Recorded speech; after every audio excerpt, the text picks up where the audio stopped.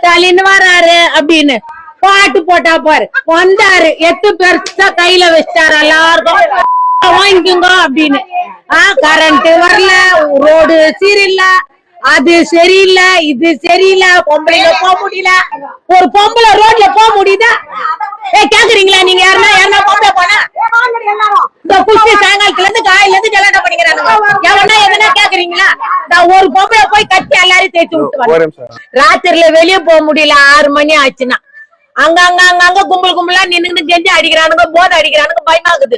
போகும்போது ஏய்ன்றானுங்க, இப்படி திரும்பிக்கிறானுங்க. அப்படி நடக்குது. ஆச்சு என்ன பண்றதுப்பா, பயமாக்குது. 60-70 வயசு ஆகுது, வெளியே போக முடியல. சட்ட ஒழுங்கு நல்லா இருக்குங்கிறாரு.